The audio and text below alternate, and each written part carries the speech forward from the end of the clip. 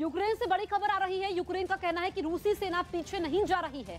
इसके कोई सबूत नहीं मिले हैं। रूस ने मंगलवार को ऐलान किया था कि वो यूक्रेन की सीमा से अपनी कुछ टुकड़ियों को हटा रहा है। हालांकि यूक्रेन के नेताओं ने रूस के दावों को झुठला दिया है। उनका कहना है कि अब तक रूसी सेना की वापसी का कोई सबूत नहीं मिला है। वहीं व्हाइट हाउस का दावा है कि रूस ने यूक्रेन की सीमा पर 7,000 और सेनाओं की तैनाती की है। इसी बीच खबर है कि अमेरिका की उपराष्ट्रपति कमला हैरिस इसी हफ्ते म्यूनिख में यूक्रेन के नेताओं से मिलेंगी और सुरक्षा पर चर्चा भी करेंगी। रूस की फौज के पीछे हटने की तस्वीरें आने के बाद लगने लगा था कि युद्ध टल गया, लेकिन पहले नाटो और फिर अमेरिका ने फौज के पीछे हटने के दावों पर सवाल उठा दिए। कुछ और जानकारियां सामने आई तो पता चला कि फौज के पीछे हटने के दावों में दम नहीं है, बल्कि जंग के लिए रूस की तैयारी बहुत बड़े पैमाने पर है। और सैनिकों के पीछे हटने की तस्वीरें उसकी एक चाल हो सकती है। पहले अमेरिका और फिर यूक्रेन ने 16 फरवरी को जंग की तारीख बताया था। यूक्रेन के राष्ट्रपति ने भी 16 फरवरी के दिन एकता दिवस मनाने का दावा कर दिया था, लेकिन रूस की फौज ने हमला नहीं किया।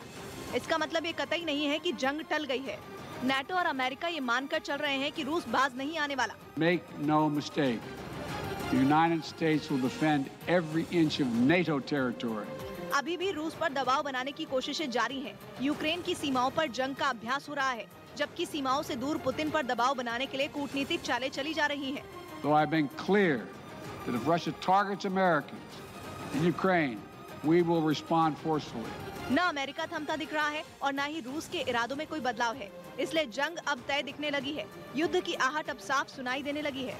दुनिया की दो महाशक्तियों में टकराव अब तय दिखने लगा है। और उससे पहले यूक्रेन पर एक बड़ा हमला हुआ भी। हालांकि ये हमला मिसाइल, बमों या फिर गोलियों से नहीं हुआ, बल्कि ये था एक साइबर अटैक। ना किसी सैनिक को सरहद लांघनी पड़ी, ना किसी मेजर को आक्रमण का आदेश देना पड़ा और यूक्रेन में खलबली मच गई। ऐसे खलबली की पूरी यूक्रेन में बैंकों ने काम करना बंद कर दिया। लोगों के फोनों में बैंक के मोबाइल ऐप ने भी चलना बंद कर दिया। ना कोई पैसे का लेन देन हो पा रहा था और ना ही किसी एटीएम से पैसे निकाले जा रहे थे। ऐसा ही हाल यूक्रेन की कुछ सरकारी वेबसाइटों पर भी हुआ। जिन विभागों की वेबसाइट साइबर हमले का शिकार हुई, उनमें रक्षा मंत्रालय भी शामिल है। एक ऐसा साइबर हमला हुआ जिसमें किसी भी तरह का डेटा चोरी नहीं हुआ, सुरक्षा पर कोई खतरा नहीं हुआ, बस कामकाज ठप हो गया। इस तरह के हमले आमतौर पर किसी खास मकसद से किए जाते हैं। यूक्रेन ने तो इस हमले के पीछे रूस का हाथ होने की आशंका जता दी, क्योंकि ये हमला रूस के राष्ट्रपति व्लादिमीर पुतिन के एक बड़े प्लान का हिस्सा हो सकता है। आशंका जताई जा रही है कि सेनाओं की वापसी के वीडियो और यूक्रेन पर साइबर अटैक, दोनों घटनाओं में एक कनेक्शन है और ये कनेक्शन रूस की एक बड़ी साजिश का छोटा हिस्सा है। आशंका जताई जा रही है कि सेना के पीछे हटने की जानकारी देकर रूस यूक्रेन और नाटो की फौज का ध्यान भटकाना चाहता हो, ताकि रूस की फौज का हमला ताकतवर के साथ साथ अचानक भी हो। किसी भी जंग में चौंकाने की अहमियत सबसे ज्यादा होती है। दूसरी बात ये कि पुतिन के पास उसकी अपनी डिजिटल आर्मी भी है। ऐसी डिजिटल आर्मी जो तकनीक के सहारे सेंधमारी करने के लिए मशहूर है। अगर यूक्रेन पर साइबर अटैक में रूस का हाथ होने की बात सही है, तो एक और आशंका भी सटीक हो सकती है। आशंका ये कि यूक्रेन पर आक्रमण करने से पहले रूस एक और साइबर अटैक करे। ऐसा साइबर अटैक जिसके जरिए यूक्रेन की सेना के रडार तक काम करना बंद कर दे, टेलीफोन और टेलीकम्युनिकेशंस डिवाइस ठप हो जाएं। अगर ऐसा हुआ तो रूस के हमले की खबर यूक्रेन के सहयोगियों को तो क्या, राजधानी कीव तक भी नहीं पहुंच पाएगी। और जब तक हमले का जवाब देने के लिए नाटो की फौजें एक्शन में आएंगी, तब तक काफी देर हो चुकी होगी। रूस के ऐसे ही हमले की योजना का जिक्र पिछले कुछ महीनों से अलग अलग जगहों पर किया जाता रहा है, लेकिन इसकी जड़ में आखिर क्या है, ये सवाल इसलिए क्योंकि जर्मनी के चांसलर ने कहा कि नाटो की सदस्यता के लिए जंग नहीं की जा सकती। असल में रूस के साथ अमेरिका भी इस बात पर अड़ा है कि वो रूस की मांगों के सामने नहीं झुकेगा। और रूस की सबसे बड़ी मांग ये है कि अमेरिका यूक्रेन को नाटो का सदस्य ना बनाए। पुतिन तो हमेशा से रूस को महाशक्ति बनाना चाहते हैं, ऐसी महाशक्ति जो सोवियत संघ के जमाने में हुआ करती थी। उस वक्त के जो भी देश टूटकर अलग हुए, उनमें कुछ देश पहले से अमेरिका के सहयोगी है, लेकिन अब यूक्रेन से अमेरिका की नजदीकी रूस को खटक रही है। नक्शे पर देखें तो रूस के पूर्व में यूक्रेन की सीमा लगती है और अगर यूक्रेन ने नाटो से हाथ मिला लिए तो रूस के बॉर्डर पर नाटो की फौजें तैनात हो जाएंगी। इसलिए रूस मांग कर रहा है कि अमेरिका ऐसा न करने का वादा करे। मतलब ये वादा करे कि यूक्रेन को नाटो की सदस्यता नहीं दी जाएगी, लेकिन अमेरिका इस मांग पर बात नहीं कर रहा है और इस मांग को तो सिरे से खारिज कर रहा है। मतलब अमेरिका भी ये संदेश दे रहा है कि यूक्रेन को नाटो में शामिल ही किया जाएगा, जिसका सीधा मतलब यह है कि रूस के सिर पर हमेशा नाटो की फौजें खड़ी होंगी। रूस का मानना है कि अगर ऐसा होता है तो यह कदम पूरे यूरोप में तनाव बढ़ाने वाला होगा और अगर जंग की तैयारी ही है तो फिर जंग से डरना कैसा। मतलब रूस का कहना है कि जंग के हालात ना बने, इसलिए यूक्रेन पर हमला एक मजबूरी हो सकती है। लेकिन रूस ने यही वक्त क्यों चुना? तो वो इसलिए क्योंकि इस पूरे विवाद का आर्थिक पहलू सबसे बड़ा है। रूस जानता है कि अफगानिस्तान को आग में झोंककर अमेरिका निकला है। वहाँ से फौजें इसलिए बुलाई हैं क्योंकि अमेरिका उनका खर्च उठाने में झिझक रहा था। इसलिए पुतिन दबाव बनाने के लिए इसे सबसे मुफीद वक्त मान रहे हैं। पुतिन की कोशिश है कि वो दबाव बनाकर अमेरिका से ये वादा लें कि यूक्रेन को नाटो में जगह नहीं मिलेगी। दूसरी तरफ यूक्रेन और रूस के बीच तनाव सालों पुराना है। 2014 में यूक्रेन से क्राइमिया छिन चुका है, इसलिए यूक्रेन भी अमेरिका की मदद चाहता है। अब अगर अपनी शरण में पहुंचे देश यूक्रेन की मदद से अमेरिका पीछे हटता है तो वो अमेरिका की साख को मिट्टी में मिला देगा। नाटो की ताकत और उसकी हैसियत पर सवाल उठेंगे। ऐसा हुआ तो अमेरिका का महाशक्ति का तमगा भी बेमानी हो जाएगा। तो मतलब ये कि दुनिया को जंग की तरफ ले जाने वाले हालात में पैसा भी एक बहुत बड़ी ताकत और वजह है। यूक्रेन तो 2014 से ही चीन की चाल को समझ भी रहा है और भुगत भी रहा है। एक रिपोर्ट में दावा किया गया है कि 2014 में यूक्रेन की जीडीपी में बड़ी गिरावट आई, लेकिन 6 साल में यूक्रेन की जीडीपी घटकर आधी हो गई। अब तक रूस के साथ टकराव की वजह से यूक्रेन को $280 बिलियन मतलब भारतीय रुपयों में 20 लाख करोड़ से ज्यादा का नुकसान हो चुका है। दुनिया का भरोसा यूक्रेन की अर्थव्यवस्था में कम हुआ वो अलग है, जिसकी वजह से यूक्रेन में निवेश $72 बिलियन कम हो गया, मतलब 5 लाख करोड़ रुपए से ज्यादा का नुकसान। और इन्हीं कारणों से बाकी दुनिया के साथ होने वाले यूक्रेन के कारोबार पर भी असर हुआ है, जिसकी वजह से एक्सपोर्ट कम हो गया। $162 बिलियन का एक्सपोर्ट 6 साल में कम होने की जानकारी सामने आई।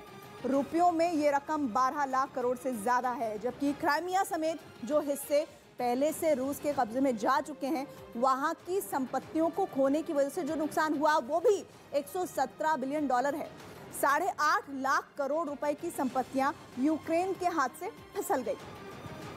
लेकिन रूस को नुकसान कुछ ज्यादा नहीं हो रहा, बल्कि हकीकत यह है कि जितना भी तनाव दुनिया भर में बनता है, रूस की जेब में उतने ही भारी होती चली जाती है उसकी पॉकेट। ये ऐसा अर्थशास्त्र है जिसमें रूस को मात देना मुश्किल है, क्योंकि रूस तेल का उत्पादन करने वाला मुल्क है। जैसे ही दुनिया में जंग के हालात बनते हैं, तेल के दाम बढ़ने लगते हैं। पहले से कच्चा तेल 1.5 गुना महंगा हो चुका है।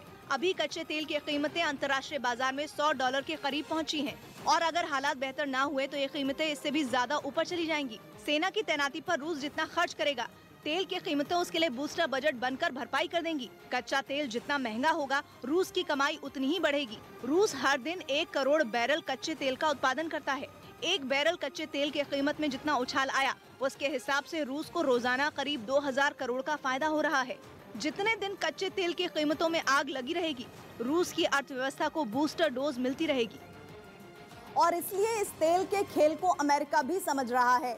अमेरिका ने तेल के कीमतों में काबू रखने की कोशिश भी तेज कर दी है, लेकिन यहाँ भी उसके सामने कुछ परेशानियां हैं, क्योंकि अमेरिका की पहली कोशिश तो अपने देश में कच्चे तेल का उत्पादन बढ़ाना है, लेकिन वो भी इतने कम वक्त में मुमकिन नहीं है।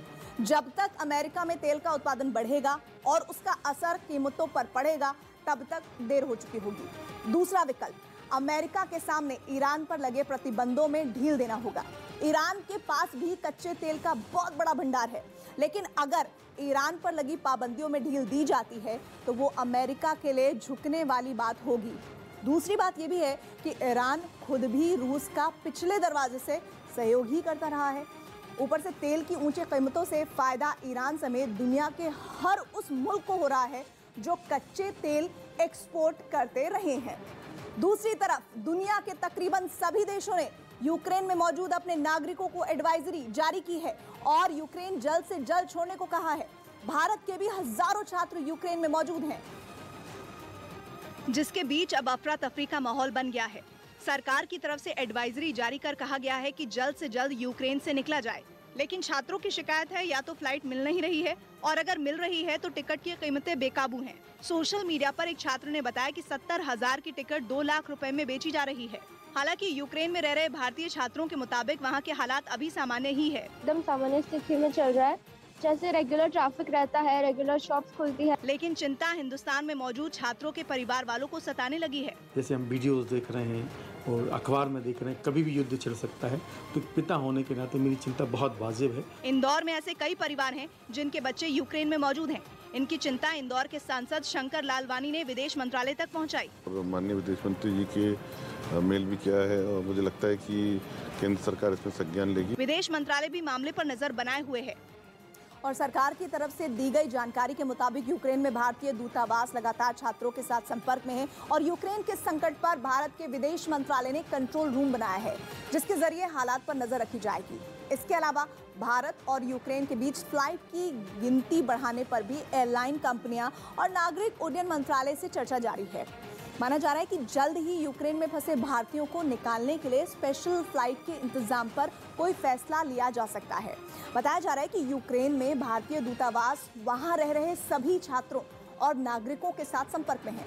इसके अलावा यूक्रेन में रह रहे भारतीयों के लिए एक हेल्पलाइन नंबर भी जारी किया गया है जो 24 घंटे काम करेगा।